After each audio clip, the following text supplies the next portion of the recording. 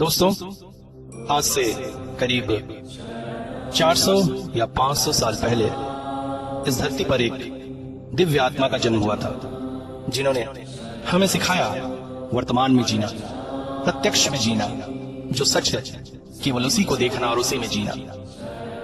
ये थे Buddha, the enlightenment. और बुद्ध की इन्हीं शिक्षाओं को वर्तमान परिप्रेक्ष्य में अपने जीवन में कैसे इस्तेमाल करें, ये बताने के लिए आपके पास हम लेकर आते हैं बुद्ध द एनलाइटमेंट के वीडियो। कृपया इन वीडियो को देखें और लाइक करें। हम आशा करते हैं आपके जीवन में बुद्ध की एनलाइटमेंट अवश्य आएगी और आपका जीवन सुखमय हो जाएगा। दोस्तों, आज बात करेंगे मनुष्य जीवन की दुखों और तकलीफों की। वास्तव में देखा जाए तो बुद्ध ने सबसे पहले इसी बात का सिद्धांत लिया था कि यह मनुष्य जीवन दुख और तकलीफों से भरा हुआ है। चाहे वो दुख तकलीफ शारीरिक हो या मानसिक हो, बीमारी, गरीबी, भूखमरी, मानसिक पीड़ा, प्यार का खो जाना, अपनों का अलग हो जाना, किसी अपने की मृत्यु, बिजनेस का बैठ जाना, पैसों का ढेर सारा नुकसान होना, किसी का धोखा देना, ऐसी न जाने कितने सारे सत्य, कितने सारे दुख हर किसी के जीवन में किसी न किसी रूप में विद्यमान है। और वर्तमान समय में सबसे बड़ा दुख है बीमारी का। हर कोई आज किसी न किसी बीमारी से ग्रस्त अवश्य है। आप खुशी खुशी घर से निकलते हैं, अचानक रास्ते में किसी दूसरे की गलती की वजह से एक बड़ी दुर्घटना का शिकार हो जाते हैं। आपका हाथ या पांव टूट जाता है, सिर फूट जाता है। आप रात को अच्छे भले सोते हैं, सुबह उठते हैं तो पता चलता है कि आपका ब्लड प्रेशर बढ़ जाने से आपको पक्षाघात हो गया है। सब कुछ सही चल रहा था कि अचानक एक छोटी सी भूल की वजह से आपको बिजनेस में बहुत बड़ा नुकसान हो जाता है। आपने नहीं किया, मगर किसी और की गलती की वजह से नौकरी से आपको बर्खास्त कर दिया जाता है। ऐसे न जाने कितने दुख, कितनी तकलीफें हमारे जीवन में विद्यमान है। और आज हम खुशी खुशी घर से निकलते हैं, काम करके घर को लौटते हैं और अचानक ही आपको पता चलता है कि आप कोरोना पॉजिटिव हैं। इन सब परिस्थितियों को आज मनुष्य झेल रहा है और बेहद दुखी है। उसे समझ में नहीं आ रहा है कि इस दुख से वो कैसे निकले। आखिर बुद्ध इसके बारे में क्या कहते हैं?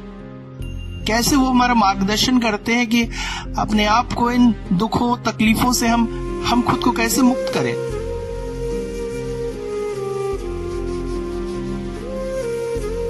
तो दोस्तों, अगर आज की परिस्थितियों को बुद्ध के नजरिए से देखना चाहें तो सबसे पहले हमें उन परिस्थितियों को स्वीकार करना होगा। उन परिस्थितियों की सच्चाई को अपने दिमाग पे, अपने दिल में बिठाना होगा कि हाँ, ये मेरे साथ है। हाँ, मुझे कोरोना हो गया है। हाँ, मुझे बिजनेस में नुकसान हुआ है। हाँ, मेरे शरीर में ये बीमारी है। मगर हम क्या करते हैं? जब कोई दुख तकलीफ आती है तो हम किसी पुरानी घटना के बारे में सोचते हैं कि अरे, इस टाइम मेरे साथ इतना अच्छा हुआ था, हाँ, और आज ये मेरे साथ क्यों हो रहा है? या मैंने तो सोचा था इतना बढ़िया होगा, काश वैसा होता तो आज मैं इतना सुखी होता, इतना खुश होता, मगर आज ये मेरे साथ क्या हो गया? काश ये मेरे साथ ना हुआ होता। और यही सबके मन में पहला विचार होता है कि काश ये मेरे साथ ना हुआ होता। मगर बुद्ध के विचारों को पालन करते हुए ये सोचिए कि क्या आपके ये सोचने से कि काश ये मेरे साथ ना हुआ होता वो परिस्थितियां हट जाएंगी? नहीं, जो हो गया है वो तो हो गया है। उसे आप नहीं बदल सकते। मगर काश ये मेरे साथ ना हुआ होता, बल्कि ये हो जाता तो मेरे खुशी बढ़ जाती, मुझे आनंद मिलता। ये सोचकर हम अपने मन को थोड़ी सी सांत्वना देने का प्रयास करते हैं, थोड़ा सा खुश होने का प्रयास करते हैं उन बुरी परिस्थितियों में भी। मगर सच्चाई ये है कि ये सोच आपको 2 सेकंड की खुशी तो देगी, मगर 10 घंटों का दुख दे जाएगी। इसलिए जब आप ऐसी किसी परिस्थिति का सामना करें तो हमेशा सबसे पहले ये सोचे कि हाँ, ये मेरे साथ हो गया है और यही मेरे जीवन की सच्चाई है कि मुझे 10 लाख रुपए का बिजनेस में नुकसान हो गया है, मुझे ये बीमारी है, मेरे साथ ऐसा हुआ है, मेरे प्रेमी ने, मेरी प्रेमिका ने मुझे धोखा दिया है, मेरे पड़ोसी ने मेरे साथ बुरा किया है और ये सच है। पहले सत्य को स्वीकार करें। एक उदाहरण के तौर पे, अगर आपके शरीर के किसी हिस्से में दर्द होता है या आपको कोई बीमारी होती है, आपको बुखार होता है, तो एक बार फिर आप वही सोचते कि काश ये दर्द नहीं हुआ होता तो मैं अभी ऐसा कर रहा होता। तो उससे कुछ पल को वो दर्द कम हो सकता है और आपको वो परिस्थिति की खुशी मिल सकती है, मगर फिर लौट के आपको उसी परिस्थिति में आना है कि दर्द है और वो जो खुशी वाली परिस्थिति वो नहीं है। तो बजाय ये सोचने के कि ये दर्द, ये बीमारी ना होती, आप ये सोचे कि हाँ, मुझे ये बीमारी है, मुझे ये दर्द है और मुझे इसको ठीक करना है। तो जब आप इस सत्य को स्वीकार लेते हैं, आप इस परिस्थिति को स्वीकार लेते हैं, तो आपके शरीर का पूरा जो इम्यूनिटी सिस्टम है, जो प्रोसेसिंग सिस्टम है, वो उस बीमारी से लड़ने, उस दर्द से लड़ने के लिए तैयार हो जाता है। आपके शरीर के न्यूरॉन्स जो हैं उस दर्द वाले हिस्से पर केंद्रित हो जाते हैं और उसको कम करने का प्रयास करते हैं।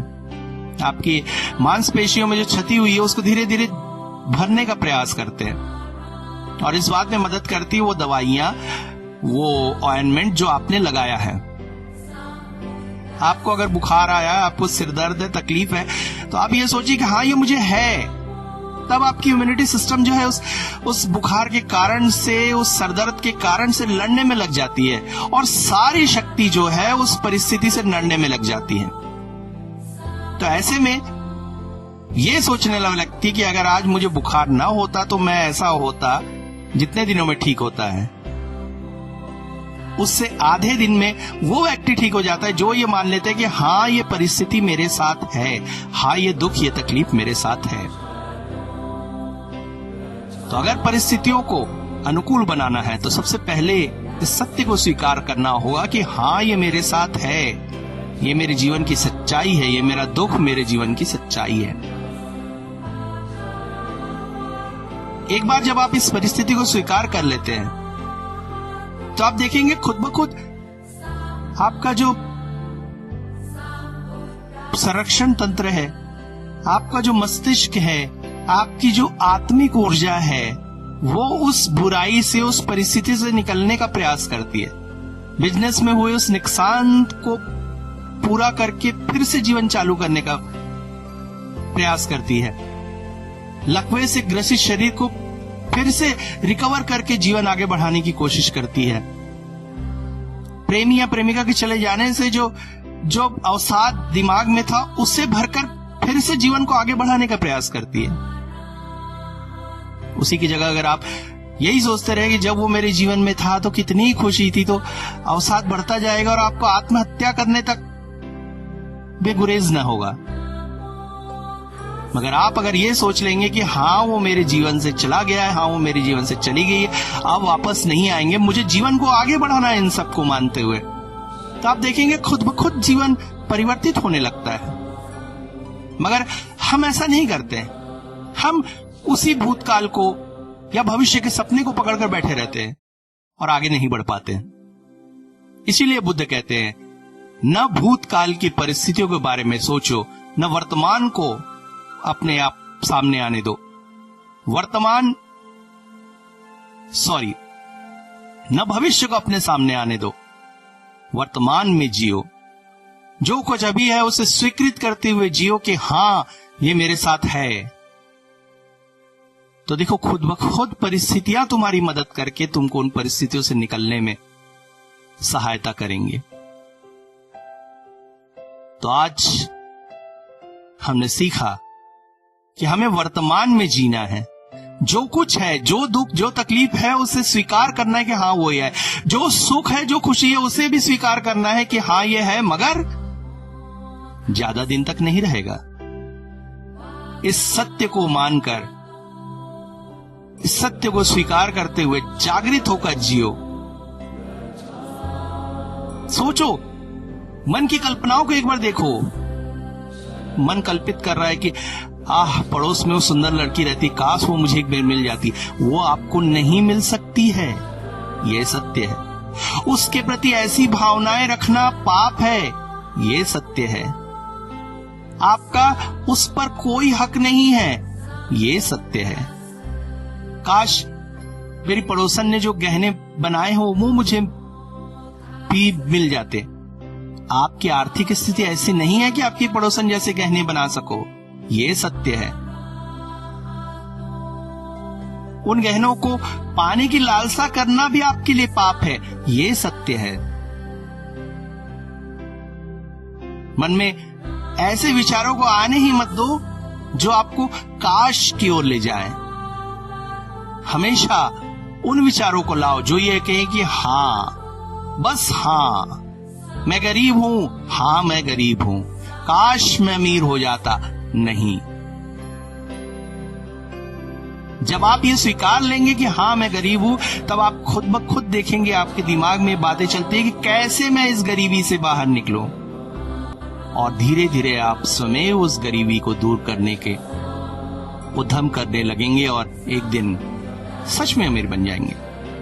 मगर आप अगर यही सोचते रहे कि काश मैं गरीब ना होता, तो आप और गरीब होते जाएंगे। तो आज बुद्ध के एनलाइटमेंट से हमने सीखा कि किस तरह से वर्तमान में जो है उसे स्वीकार करके जीना है।